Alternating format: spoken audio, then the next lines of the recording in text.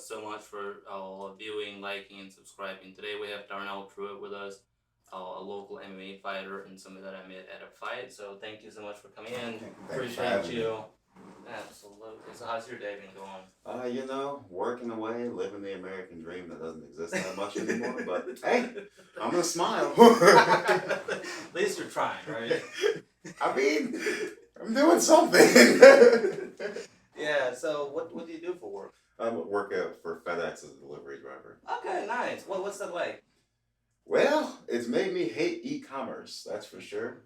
It's like Okay, yeah. it's like with everything being available online, people order everything you could think of, even the heaviest objects that shouldn't be shipped into a truck and carried to their door. Then we've made a society that caters so much to the consumer where it's the customer's always right, where I can guarantee you the customer is wrong 95% of the time. How long have you been doing that? About 3 years now. Okay.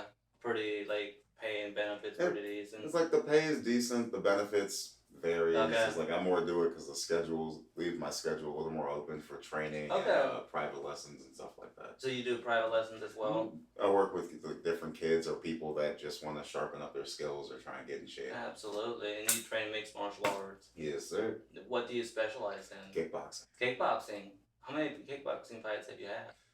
Officially it's 4-2. Add in the smokers, it's about 14 of them. Wow. So you've been around a few times. Hey, don't make me sound like I'm used I'm now. You get that. No, I'm teasing. But yeah, no, I've been around in the sport for a while. Yeah?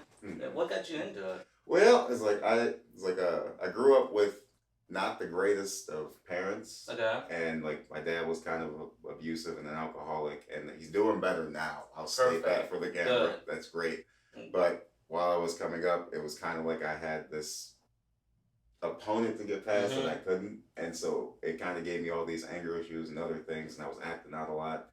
And when I got to be 18, this all is going to connect to where it goes in a second. But when I got to be 18, I started dating this older woman right out of high school, and she cheated on me with my best friend, brought him back to her house, and almost murdered them. So actually. it was so close. But luckily, I talked myself out, sped out of the driveway, and I found a clip-in for a kickboxing school in the Falls. It was World Kickboxing Academy. Okay. And I signed up for my first class, had my first fight 6 months after that, and honestly, I just never looked back. Wow, that's amazing. So it's really gotten you out of a dark past. Oh, yeah. Probably kept you out of a lot of trouble, too. It keeps me focused, is what I tell people. When I can't fight or train, it leaves me with idle hands. And idle hands, as we know, are the devil's playthings. Yep, absolutely. So it helps me deal with all my mental stuff, because every fight I've had, as I've gotten older and looked back on them, they've all reflected my current mental state at that time. Whether I won or lost, it also showed whether I was losing or winning the battle in myself. That's very inspiring. I like it. It's amazing. Your last fight we always have to talk about. All right. That was the first fight I've watched you fight at. Amazing fight, by the way. Congratulations on your win. But the better part of it is, so this is an opponent that Lucas had fought a month before. Yes. Some stuff happened in the fight. I was very excited that Darnell won without, whatever. But you are a brawler from what we've seen in that fight. You can brawl like all get out. The question I had on that is, why only one cornerman? Oh, well, so what happened was I was supposed to have two, but Okay. the other one's car broke down. I was called him when we got to the show, and he lives out in Youngstown, and we had already gotten to the venue in Northfield. I'm like, hey, he's like, we'll just handle it. It's like, we'll just handle it. My Terry trusts me to usually go out there with with either him or one other corner, because he knows that I know what I'm supposed to be doing. He just thinks I get distracted sometimes. I was watching the fight. Amazing fight. The thing that kept throwing me off was the one cornerman. As you were walking out, the one cornerman. I honestly I wasn't sure when you started. I was like, okay. I'm sure he'll still win. And then you put it on to him pretty decent. Afterwards, he wanted to restart. Yeah, he sure did. I thought it was going to be the end of it. But, I also antagonized it because the day before it weigh-ins, what happened? The reason that entire altercation happened, we were getting ready to weigh in and we're waiting on the commission. I go to weigh-ins by myself. I don't bring coaches or friends or teammates to try and intimidate nobody. I'm just here to weigh in, be professional. Let's go. We're going to fight regardless. He comes in with two other coaches and this girl, and they all just start talking shit about me, talking shit to me for like an hour while we're waiting to wait in. And I'm trying, I still am working on my anger issues, so I'm trying to chill because I know that I'm liable to catch an assault charge here. Right. They can't have And that. I'm like, okay, I'm gonna relax, I'm gonna chill, I'm just gonna beat him in the cage. So then once I finally beat him, I'm like, because he was telling me how he's gonna make me his son. I'm like, so who's my daddy now? And that's when I was standing down yelling at him. He thought he was gonna get up and try and fight me again. He's still trying to fight me again. He's still trying to fight? He wants a rematch? He wants a rematch. Are you taking it? For what? I don't know. I choked him out. It's like, if he has more reason to rematch any of the other 7 people he lost to. True. He'd have more reason to rematch Lucas. Which Lucas would never take that fight, I would assume. I wouldn't blame him because I fought the dude and he's definitely an interestingly dirty fighter. Yeah. And he got to deal with a nut shot too. Oh my god! The ref's like, I didn't see it. I'm like, that's cool. And he lay down for a minute. I promise, I went to the ground not because I fell, but because I needed to just compose myself. Let me just hold you for a little bit, okay? So how did that change the mentality of the fight? No, it's because what I've come to realize, what I said earlier, is every fight's a reflection of my mental state. It's fighting that dude reminded me of myself back at 24 or 25, mad at the world. Just, I'm ready. I got to do this. I need to do this. He's putting so much pressure on himself. And I realized if I held out for a second, he'd beat himself. I see. Which he did that. Yeah, he did. It's that's why okay, he took me to the ground. And now we're reversed. Now I'm on top. Now I've got him out. Now it's done. And you almost had him the round before, correct? Yes. Yeah. That was amazing. But I felt like you guys' styles matched more than what Lucas and his styles. You guys he brawls a lot. He likes brawling, and you can adapt to that pretty fast. The way they looked. It's I can choose to brawl. I just tried not to because I know it's not the smartest thing to do. But it's entertaining. But hey, it is entertaining. So entertaining. I mean, just watching that fight, that's a fight that the fans want to see. The UFC and people like that want to see the way Lucas fought him. Very technical, but the fans, they want to see the way you fought him. Because that's how you win the hearts. Yeah, absolutely. And you and Lucas are probably in different. Lucas has a family and a kid. There's 2 different. You guys have different reasons to fight or are fighting from a different standpoint. And you both are amazing fighters. I'm not gonna lie though, I do want to see you and Lucas fight. I know it's something that can never happen. They even tried, believe me, not for lack of trying. No, they've told me that matchmakers have tried this. And I understand why you guys. It's just from a crowd perspective. I would love to see it happening. I think. I do understand it. We talked about it the last time we went down to Alabama. And I went, look, I've got no reason to fight you. He's like, you got no reason to fight me. I'm like, unless we stand to make ridiculous amounts of money, I'm like, I don't really see a reason in it. And if it got promoted local, it would definitely sell at a venue. But is that enough reason to go in? There's no reason to destroy that bond. No. Because I feel like once you fight somebody, it definitely changes the dynamic that you have. Because somebody has to come out a winner and somebody has to come out a loser. There are no second place trophies. No, there's not. And I from knowing both of you, I don't want to see it happen from the friendship aspect, but it would just be, I think it'd be a cool fight to see. No, I got what you're saying. It's not something that I haven't thought about. It's just something that I go, look, this can't happen because one, I actually like and respect Lucas. Dude's my boy. Yeah. I will help you fight somebody. If you guys bring a 2v2 MMA match to Ohio, sign us up. Why doesn't that happen? I don't know. I want cool. just for the one time. And you and Lucas do it? I wonder what it would take to put that on. Would the athletic commission allow it? I feel that they would if they allowed CM Punk to make a pro debut. Probably. So, I mean, why couldn't you make it? Because you and Lucas against, both of your opponent and whoever he chooses. I'm down. So I actually am gonna message some people and see if this can happen. Like, Because and I'm this being can completely actually serious. happen. This is amazing for you and Lucas. That would be awesome. Yeah. It's like, can we just put something like that on? Who do I you mean, talk? You just ask them. Just like you ask. It's like, I guess you have to message the athletic commission to see if they even go for it in the first place. You'd have to check that out. Realistically, you could do a cage like fight and then just pay-per-view tickets. If the athletic commission allowed it. Yeah, I'm like, that way it's like you wouldn't even have to. You don't have to worry about the venue. Yeah. Yeah, that'd be fun. But I'll be there as your Lucas's security or something. I gotta be there to watch that.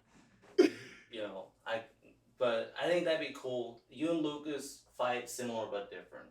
Mm-hmm. Is that because of your kickboxing background? It's like probably that, and I know he's more grappling based than I am, and I'm more striking based. So you're more liable. That makes a difference. Mm-hmm. Yeah.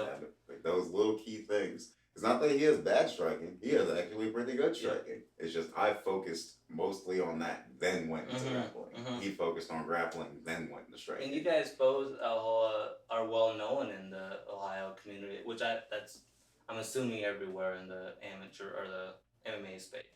I didn't even realize it because to me, I didn't know people were paying attention.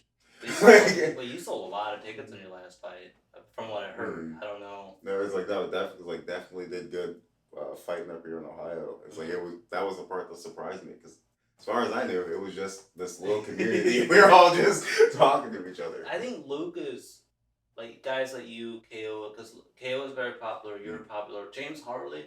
Yeah. He's very popular. Oh, yeah. Yeah, like guys like you really brought MMA to Ohio. Because supposedly Ohio is one of the better or the bigger MMA places. It is. I fought in a few states, and I can tell you that for a fact. Mm-hmm. Even though I might have lost in the other states, that was me beating myself. Absolutely. And one of them you showed up by yourself, right? Yeah. Wow, that took a lot of guts. See, but that's just kind of who I am. Like, with this fighting thing, I don't actually need a venue to fight people. I'll fight you in the parking lot. I'll fight you in your gym. I'll fight you at your house. Yeah, absolutely. I mean, and if you're fighting somebody from this room, it's probably Daniel, because I'm not fighting you. That won't happen either. So you'll be fighting yourself out there. Shadowboxing it is, I guess. Because I'm not doing that. Hey, that's cool. It's like I can actually respect it when people say that's not something I can do, rather than when they try and pull the whole tough guy aspect of things. I'm like I've always known, like, if you don't personally disrespect me, like some fights you have to go in knowing you're gonna lose because you can't look like a bitch. But also other times, I mean, what you said wasn't really that bad. No, it's like you know what I mean? It's like it kind of hurt, but like it wasn't that bad. I used to I can forgive you for that. It's not even that. Like there's this quote, and I don't remember how the entire story goes, but to sum it up, a visitor comes to a Shaolin temple, and he's mad, trying to provoke the head instructor into fighting. He's like calling him all the names in the book. He's making fun of him, and eventually, frustrated, he ends up leaving. The students are like, "Why'd you let him say those things about you? You could have ended them really quickly." And he said, "Anger is like a gift. If I don't accept it, it stays with the person that has it." Wow. And when people try to start stuff with me in public, I've taken a step back and I realize most of the time, it has nothing to do with me. Right. It has everything to do with what's going on with that person. And if I just don't accept it, they're just mad by themselves. And I get to laugh at them. Absolutely. And it's probably easier for them to accept that than you beating their ass. Harder. Sorry. It'd be harder for me to be mad knowing that you walked away. Because now I look like an idiot. Because I didn't even give you the time of day. Absolutely. I like that. That's very good. And, like, do you think there are certain quality, like, builds that make somebody good at fighting? Because I notice a lot of you guys are tall and slender. Obviously, you have the heavyweights, you know. It's like, well, I want to say yes and no. Because it's a combination of physical, but then also some personal traits. Like, if you're going to be one of the lighter fighters, you're definitely going to notice they're going to be slender. Legs, well, actually, as of lately, I've been seeing a lot of lacking on the legs. But John Jones brought that around again, because Rogan went on and said that he's the perfect build for MMA. He has light legs where you don't need... Yeah, you don't need a bunch of oxygen. Yeah, and upper body is stronger for your punches. I don't know if that's correct or not, but I think... I mean, it's worked out for him. He's undefeated. And he's a dog. He is. It's like, I gotta give that to him. Personal stuff aside.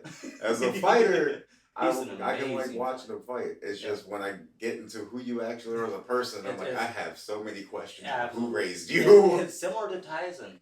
Mike Tyson.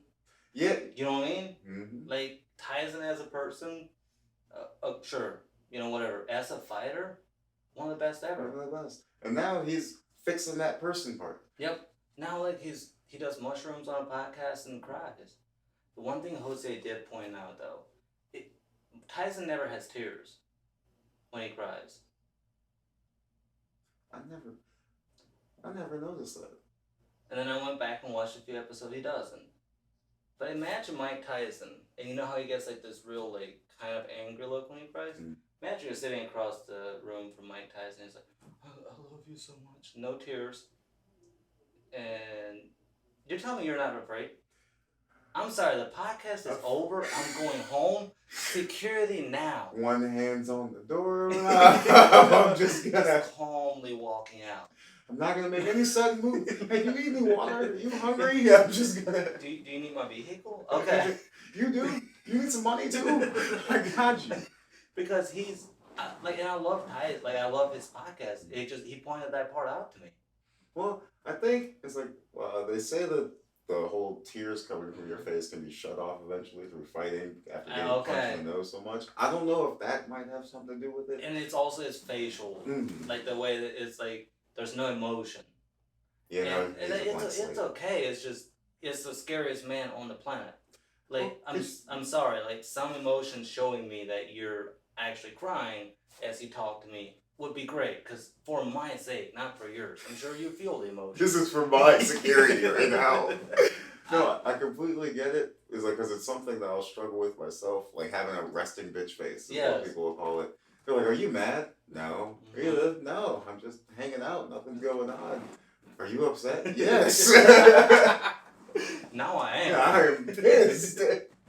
But I think characters like Tyson and people like that, it's amazing seeing the transformation, but also seeing, like, he's what, 50 something?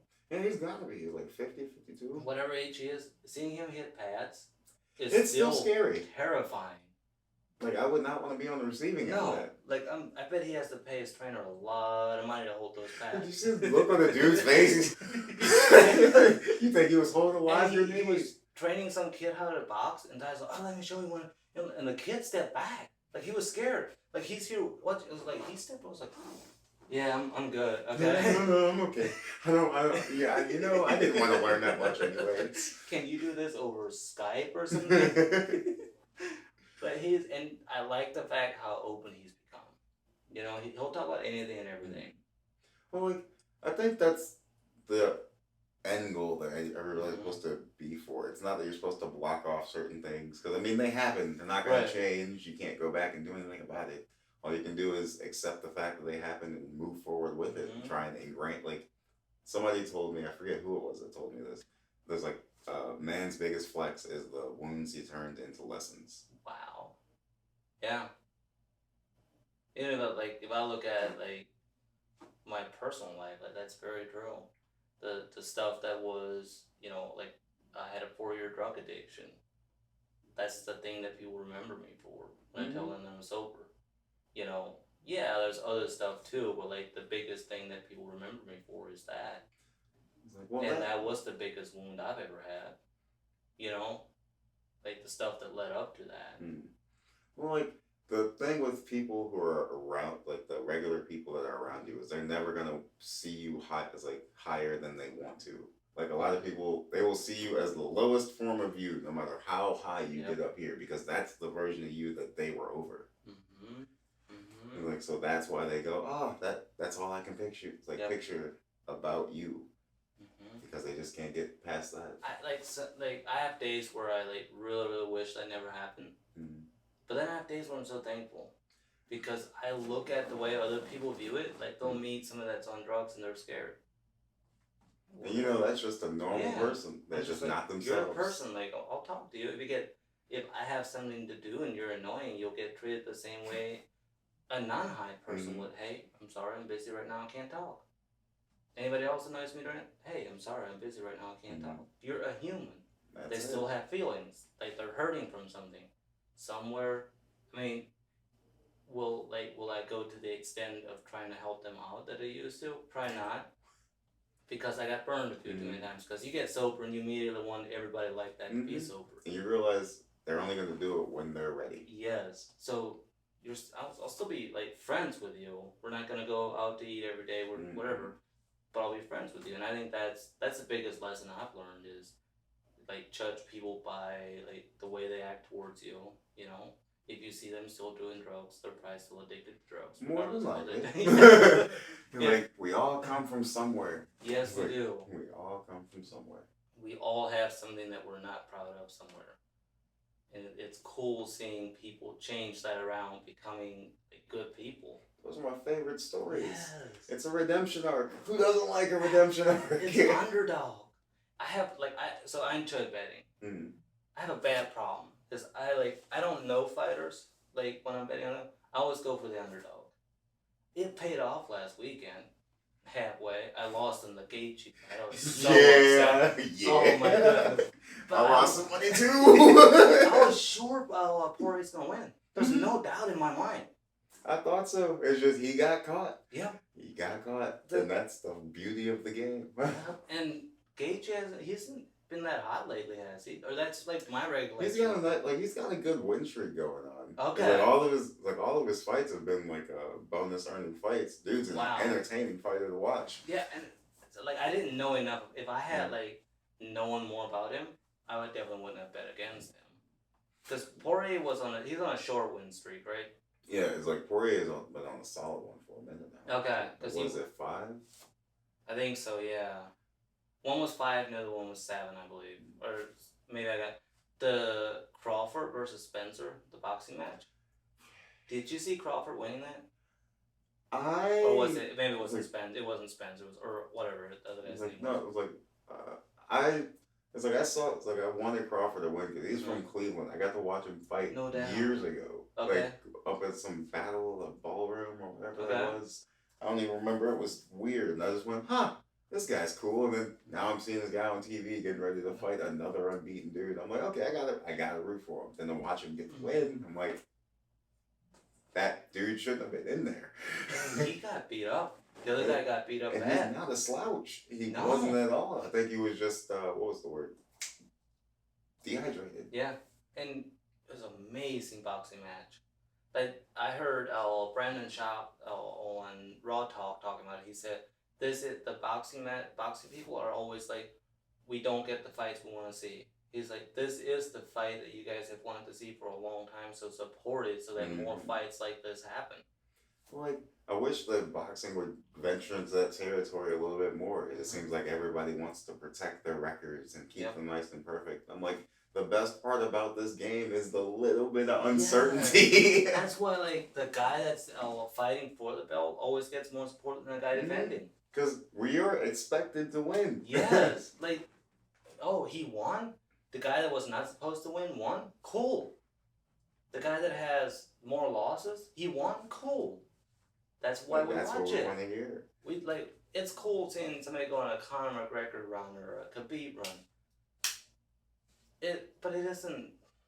It's fun. I mean, I enjoy it isn't as entertaining as somebody that has lost. Like if Conor now comes back and does good, he'll be the biggest star again. Yeah, he gonna have to get that drug test done first. Yes, definitely. But I'm just saying, like from. Well, no, I got exactly. Yeah, it's because we don't care. It's horrible, but as humans, we look at the other human like, I know you want to win tonight, and I'll protect your career and stuff. We don't care. We want that guy to win. Okay, it was like when Khabib did his run in the UFC, going up to the belt and getting it. It got to a certain point where the fight would start. I'm like, I know exactly how this is gonna end. Absolutely, and you're like, why do you want to buy it? And it's bad, but like when he fought Conor McGregor, I mean, everybody wanted to see it. I personally thought Conor was gonna win because Khabib wasn't that well known. No, as to the fans, especially not for his striking. No, he freaking clipped that guy. I was watching the Conor McGregor documentary. He hurt him bad. Oh yeah, he was winded. Like not taking away from Khabib, but he was winded. and Yeah, had so they got him down. Yeah, had he not gotten that strike, it could have gone differently. It could have. It probably wouldn't have. But if you look at it from when that fight happened, what we knew about Khabib at that point, nobody would have thought it wouldn't go the other way. I don't know, could Conor have held up under that pressure? I don't think he's really had to, even before that. Even in his run up to that moment, I don't think he had somebody put that much pressure on him. Because once it got to a certain point where the Mystic Mac part of things, where they start calling him that, people were kind of like nervous, like extremely nervous, even across from him. And I feel like that it made him seem this much bigger. When in reality, he was because now when you look back on his fights, they weren't that amazing. No, they weren't. No, like he made himself larger than life. And it scared his opponents. And it was bad. Like first time he fought Poirier, like that kid was scared. Mm-hmm. It was bad. And then when he fought Cowboy was scared of him. Which he should have, at that point, anybody should have been scared of him because he was back for revenge. And he was calling that shit. Yeah. He was calling that. It was his fight.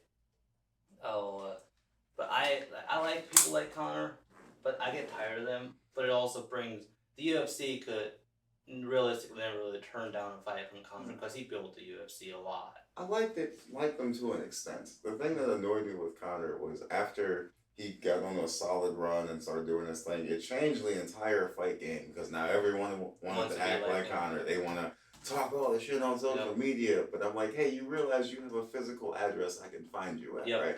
Absolutely. Like, you don't have Conor McGregor's money to wipe your ass off I can show up and beat you in your front yard. Is that frowned upon? Sure. It is, but does it mean I don't want to? No. Like, I still want to do it. And it's putting somebody like that in a bad situation. You don't have the security. Mm-hmm. He rolls around with security all the time. I don't think people take that part of things into it. I'm like, these celebrities or athletes you're idolizing, I'm like, they have money to protect themselves. Yeah. You do not. They have enough money that the FBI is willing to, or cops are willing to do security for them. They get special privileges. You don't. Like, your McDonald's job is not paying for that. I'm sorry. And Conor hasn't been like that always. He was a very likable kid when he started. But it was more toned down. Like, the further along he got, he used to come in completely, head completely shaved. He looked like shit. I don't know what happened. All of a sudden, he started looking good. He was broke. He made some money. He started flying on that buzz cut was a struggle. That was done in the bathroom at 3:45 that morning. You know it. But he also has his wife is supposed to be on the top 10 list of best wife. From what I hear, she really has been that man's anchor his whole career. It's one of those Disney love stories that make you look at it and go, I'm happy for you, but how am I supposed to find that? Absolutely. And she held it down for him while he was broke. He made nothing. She paid all the bills, made sure he got his food. That just seems like you're not finding that these days. Not that I'm expecting to live off somebody else. Right, but with that kind of support. With that kind of support, you could do anything. And I think, and it's something that in the documentary he did mention was he never would have gone as far as he did without his wife. No, he wouldn't. And the thing is, are there any cheating scandals against Conor? There was one, but nothing really came of it. That's what I've never publicly heard it at least go far. I've heard of one allegation. Yeah, but never where it actually was confirmed. And it seems like he at least has the decency to respect that to a certain extent. I'm sure they have their own agreements or whatever. People get into some wild shit. They do. They do. Podcasting, I think, has revealed way too much for famous people. They talk a lot. Yep. And I'm like, so what y'all were doing? Yep. You were doing cocaine. This was on a Tuesday? You were doing cocaine in a bathroom at 2:30 on a Tuesday morning? If that's the worst you got, yeah, you gonna be okay. Because from what I hear, those parties get wild. I know, but it's also I think it's made them change a little bit. They no longer are as elite as what they used to be, which is beneficial for everybody to a certain extent. It's also not beneficial because it works one of two ways. Either it makes normal people or whatever act better because they don't want to be like that. They still want to be famous and rich, but I don't want to be doing cocaine at 2 in the morning. No, man, I gotta work. Yeah, absolutely. But then there are people who want to live that lifestyle right now. See, it's not possible. I'm sorry. It's like if there's something I can appreciate my father for instilling me real young was not to look up to celebrities because they're just humans like me and you. They just have a lot of attention and money. And once I took the looking up at them aspect of it out and actually started looking at the celebrities as people, I'm like, that's cool that you're good at whatever it is you do, but you are an actual piece of shit. Yep, absolutely. And that goes into, Connor. I don't necessarily want to invite him over for dinner. No, I don't need a bus dolly getting thrown through my living room. What I would love to sit down and interview him, but I don't necessarily want to, have a personal relationship with him. Deal with the extra shit. Yeah, I won't. Yeah, there's a lot of people like that, and it gets exposed more and more and more and more. Well, I think as people start to take a step back and look at these athletes and actors, one of the other reasons I got into the sport was the same reason. I'm looking up at all these famous people that kids are looking up to, and I'm like, these people are terrible. Yes. I can show you I can do the same thing without being a piece of shit. Yep. And that, I don't need you to look up to me. Just, hey, I don't got to be a dick to get this far. Yes. And I think, if somebody, which I'll say the same thing I did with KO. Now for a young, a 22, 23-year-old MMA fighter to go to the UFC is way easier than it was for you, Lucas, KO, all those people. You guys have been fighting for years. You guys brought the focus in on Ohio. I tell people, I'm like, the game's changed so much. I'm like, now you're one viral video away from going to whatever promotion. Look at Patty you want to. No, it's look at more or less how he got into it. Yep. He's a good, decent fighter. Sugar Sean. Yep, it's that's another one. He's becoming an even better fighter as time went on. But when they first signed him, I'm like, what's going on here? But now, I kind of get it. Yeah, I mean, he's a good fighter. Do you think he'll win? Wait, when is he fighting? Next month? But he's fighting Sterling. Yeah. And I don't know if he's going to be able to stop him from getting him down. I'm not saying he can't outstrike Sterling. He definitely probably can. But I don't know if he's going to be able to stop the rest. I heard him on a podcast where he was saying that he wants to strike and Sterling obviously wants to go to the ground game. I mean, that can go beneficial for either person. Oh, yeah. Just who catches who first. Yes, 100%. If Sugar catches him, it's over. Is Sterling the guy that did a takedown and knocked himself out too? Or who? That's happened a lot. Usually on double edge or stuff like that. They'll go to slam them down, hit their head on the mat, out. Or is Sterling the guy that elbowed somebody to the back of the head after they were knocked out? I don't remember that. I remember there was a controversy. I'm gonna have to look into that for sure. I don't. And I'm sure I don't know who it was. It was just something that, Either way, it's I've never watched him fight. He's come up fast too, didn't he? Now that you say something about it, I don't really think I knew much of who he was until he got to the top 5. Yeah. He just kind of appeared one day. And now he's the best around. Best bantamweight, right? Yeah, bantamweight. Yeah. Or that's what they're calling him. I don't know. I don't know. There's always a different greatest of all time, which I just don't agree with. There's a greatest of an era of fighters. The era is about 4 to 10 years, depending on that person's longevity. You will have a greatest of that era, then the next one, there will be somebody who either dethrones or passes that one up. That's just how it's always going to be. But isn't that what they say about the human psyche? Because before the first mile was running, what was it, 4 seconds? I'm sorry, it was the 4-minute mile. 4-minute mile. It was said to be impossible. And then 2 weeks later, somebody broke that? Somebody did. Yep. It was probably out of spite. They were like, Absolutely. So I can't do this? I bet. And how many times has that been broken since then? I don't know what the fastest mile is that anybody's broken now. I don't think they've got, somebody might have got 3 something. I can double check it. But that's the only thing I've heard about, heard about it since then. Or Michael Jordan versus LeBron. that debate. I'm like, they were both amazing players Yes. for their different eras. Absolutely, but like one, it's easier for LeBron if you compare. Like I see where some of the argument comes in because would LeBron hold up under Michael Jordan's circumstances? We don't know, but we also don't know could Jordan play on television with all the lights, with the way that everything is. Would he have been that same player in today's world? Well, it's like that's the interesting part of it because if I took LeBron and put him back in that time where it was a much more physical game, it's like you weren't getting as many fouls, you're not getting any special treatment. He might have been roughed up and maybe messed up, but you can say the same about bringing Jordan into the modern day. He got all these lights, all these people on him, all this, and it's a more technical game now. And now you're not getting away with trying to muscle people out because guess what? They all do strength and conditioning. Absolutely. So I mean, it's not. We'll never know because it's not even. It's a discussion, but it isn't. Nobody will ever prove it. Yep, we can't. Unless we can bring back two of the primes of them, and we can't do it. Exactly in the middle of their prime, era-wise, they both have to sacrifice, but that's impossible. Yep, that time is come and gone. Yep. So I mean, only thing we can do is judge point-wise, and I don't know where that's going, but that's what I'm saying. Like.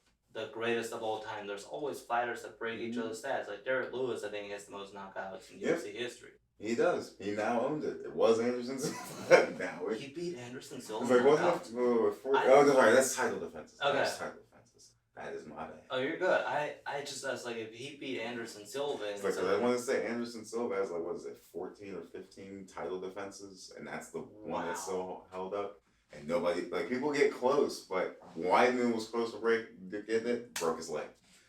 Same way. Wow. Anderson is I don't think we'll ever see a fighter like him. He is a rare human being. Yeah. He was able to go into whatever sport he wanted and do, he's a boxer now. Yeah. Dude is almost 50 years old. He made his boxing debut and is killing it. And he, against the Jake fight, he didn't do bad. No. I don't really think he was trying. No, it didn't look like it. And there's a video of him getting hit by Jake and him smiling. He was he's just having fun. And they said the commentators were talking about this that he's the only fighter that I've ever seen get hit in the face. He just smiles bigger. So every time he gets hit, he just smiles like, this guy's crazy. And then I listened to a podcast of him. He is crazy. He took a 1 week fight for fighting for a title or something. I think he lost the first one. But we didn't even negotiate the how much it's gonna pay. You're cool. That's what my coach stops me from doing because he knows if he lets me run free, I will end up in random fights. And it has happened before. And he has a full training facility at his house. See, and that probably helps him out too because he can just go be a nutcase at home. Yeah. Probably makes his training environment that much better. And he doesn't have to go be a nutcase somewhere else. But I don't know. People like that are interesting. Those are the people that I could look up to. Who was the guy that got Anderson? Did Anderson get taken? He got beat Saturday, right? Was he fighting? No, it wasn't Anderson. There was an old timer. There was somebody. For talking about for the boxing matches, I only watched the main event. For the MMA fights. MMA fights. I think he was in the main event. Older dude. He got choked out. Ferguson. Tony Ferguson. Was watching? It's bittersweet because he's one of those fighters that, especially when I first started, he was somebody I was watching all the time. And dude, he is absolutely, definitely, probably got some kind of CTE, but he's cool. It's he's still cool out to there. watch. Yeah. He's putting himself out there, and just to watch how he's fallen down in the past, 7 fights now? I think so, yeah. It's kind of just depressing because on one hand, I don't want to see you take any more unnecessary punishment. On the other hand, I understand that he wants to break through the wall that's in front of him. Because I had a similar thing when I started out my pro career with 4 straight losses. Right. He's just trying to break through the wall. He just wants to. He doesn't care. No, he's just throwing with reckless abandon now. Yep. And he had to be good. The first round, he almost could have won. I can give you that. But I don't know. There's so much going on at all times in that area. It's just it's fun. have mixed feelings about people like Jake Paul. I like what he's doing. I'm not sure that it's I think it might, at this point, it's maybe positively affecting the fight community. It's having its effects. It's just, I don't know. It's kind of like McGregor's personality. It's like that same thing. On one hand, you draw a lot of attention in because of who you are. On the other hand, I don't feel that everybody should be given a platform. No, definitely not. I can definitely support Jake more in fighting than I can Logan. Yeah. And Logan's fighting again on KSI's undercard. No, they're splitting main event, I guess. Yeah. I don't know how they're doing that.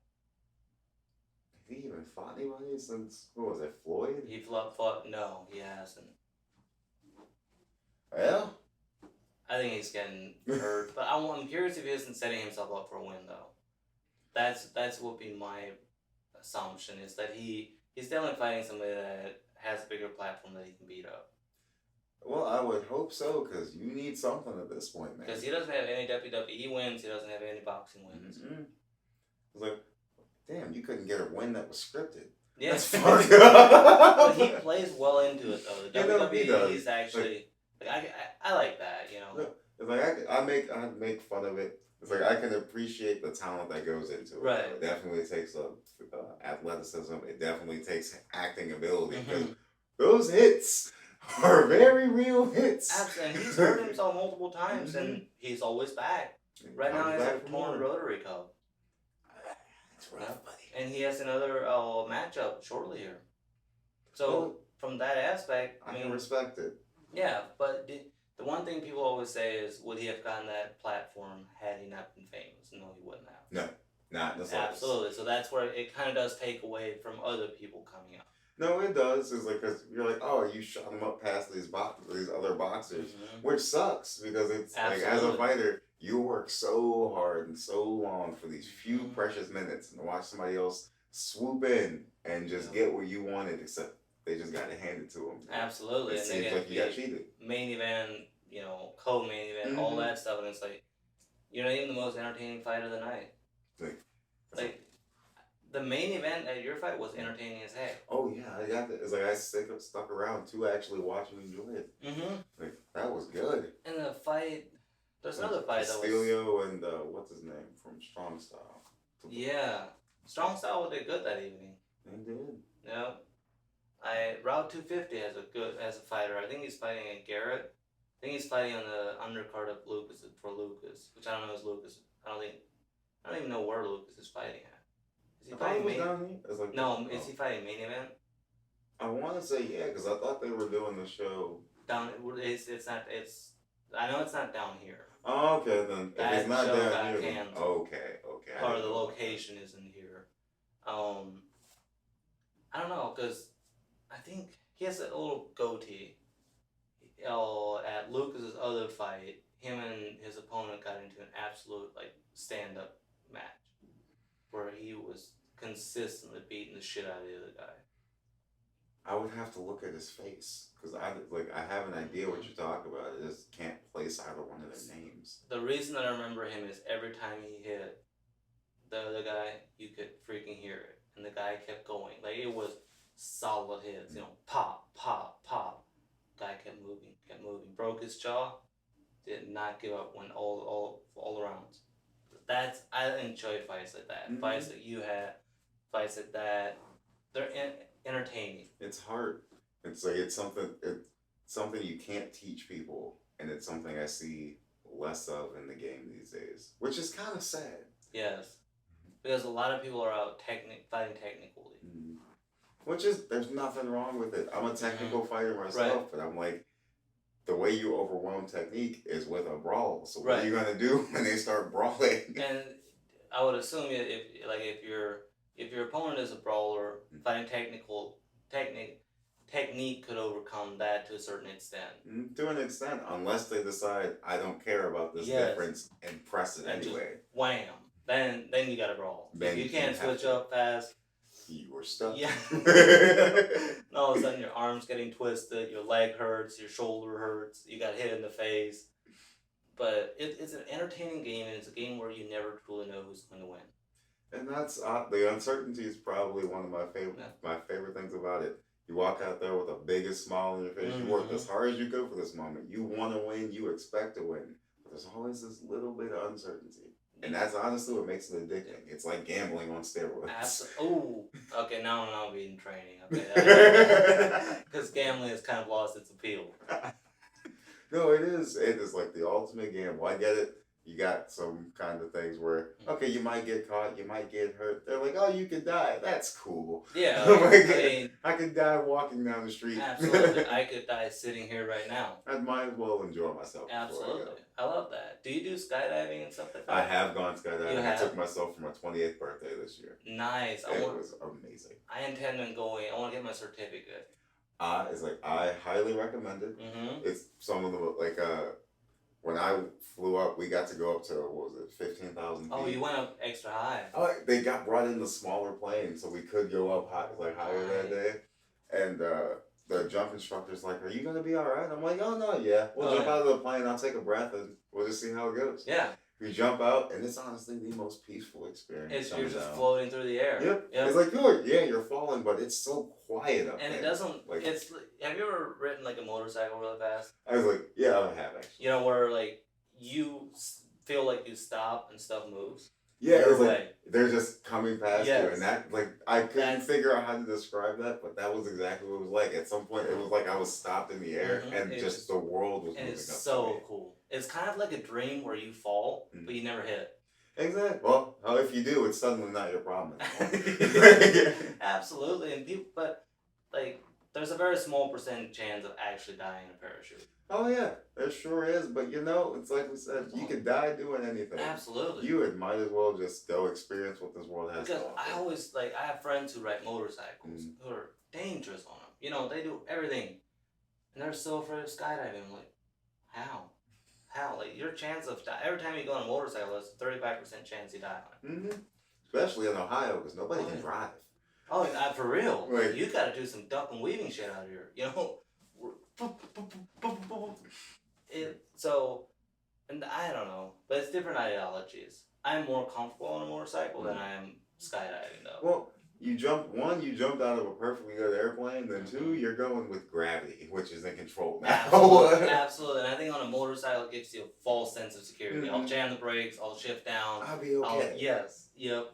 But the thing is, like, the amount of times I've almost died on a motorcycle, I would never go parachuting again if I almost died as many times if I had a motorcycle. So, but it's one's driving on the road, the other's completely abnormal. I would love to get my pilot's license. I've actually been thinking about the same thing too. Do like as like private pilot for people, or little group lessons, or there's some very good instructors in Philly. There's a good one in Canton. A few good ones in Massillon, and you can actually just pay per flying hour. You don't have to pay everything up front. It's decently affordable, like $150 a flying hour. That's not bad. No, it's not. They would like for you to do 3 flying hours a week and get it over with. I think it's like 10 or 13 weeks. I'm gonna have to look into that. Yeah, that's actually wonderful, because I enjoy being up. Like, I enjoy being up there sometimes more than I enjoy being down. Oh yeah, for real. And so the first time you go out, you actually have to sit in the pilot seat. You know, they give you a test, like, go out, you learn how to control the plane, figure out if you still like it, and from there on out, you're always in the pilot seat. You're in control of the plane. I think after like 5 flights, you get to take off, and then after like 15, you get to land, and then I think it's at around the 20-hour mark, you do solo flights, where you're flying up like a mile radius, going through the stuff that they tell you to while they're on the ground telling you how to do it. It's very, very cool. I just haven't had the time yet to do it. Otherwise, I would.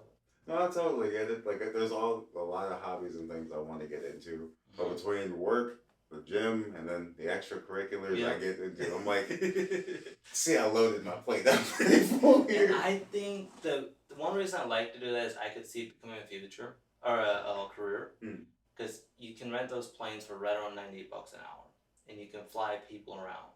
Because with your private sports license, you can fly people around. You're allowed to fly people. So with that, you could make money with it. That'd be the one thing that I would see, you know. and it'll be enjoyable, or you can always be an instructor. So you're actually allowed to, while you train for other tests, you can rent the plane, but you go with people who have under 15 hours, and you get to log those hours. So you get to make money, and you're working towards your license. Yep. And that's, then when it comes to instruments, there you obviously have to you have to put in X amount of hours with the pilot, with another instructor. But once you have your instruments, you can fly through any weather, you can go wherever you want to. Because you learn how to fly your plane without ever looking out into the sky. You're just looking at your instruments in front of you. Huh. And that would be cool, because me with my whole wanderlust thing, it'd be like, I want to go here. Yep. Can I go here? I can go here. Yeah, the thing I thought was like, if you had your pilot's license, flying fighters to fights, stuff like that. Make a killing. That's what I'm saying.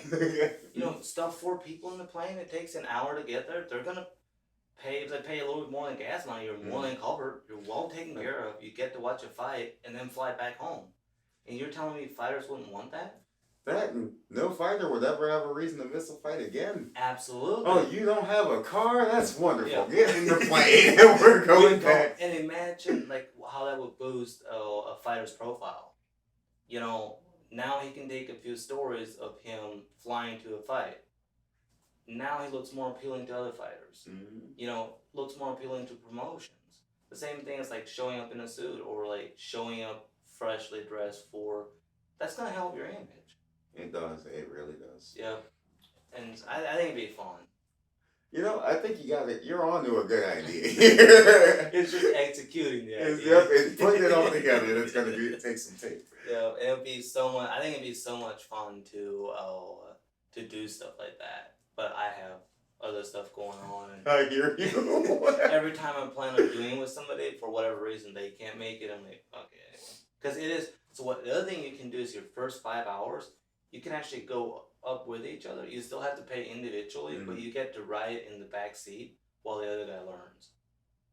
That's probably super helpful. Yes, because now you get from a stand back view to learn everything. You just get to look at everything. You get to see, okay, he did that and this happened. All right, I don't want to do that. Absolutely. And they say the guy that's always obviously have one guy going first.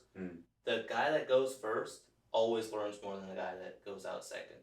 Because 5 minutes ago, he was controlling the plane himself. Now he's sitting back watching that guy do the stuff that he probably did, 5 minutes ago, and now he's able to make the connection on why that doesn't work. Huh. Whereas sitting there and having the pressure of moving it gives you that third-person view of it all. And it's helpful for each other because you can help each other study and test and stuff like that. And you have somebody to talk about it with, oh yeah, when I did this happened, So yeah, that's something to encourage. I'm really going to look into this and figure out some way to squeeze it into my schedule. It'd be so much fun. And with your instruments, you can co-pilot where you fly for, all over the United States. As long as you have a co-pilot, you can fly the world if you want to. And stuff like that would be so much fun. I think so too. Yeah. Because then you're like, I want to go to this country. And you can do that and get clearance to land there. Absolutely. And you just, whoop. Hey, what's going on here? I was hungry. So. Henry Swarry, the first guy that we did a podcast with, he has his own plane. He does that. One Saturday morning, so you want to go eat breakfast? Sure, where are we going? I don't know yet, I'll let you know. He was like, show up to the airport. I was like, do they have breakfast? Shut up. He has his plane all out. We're going up to an island, Put in Bay.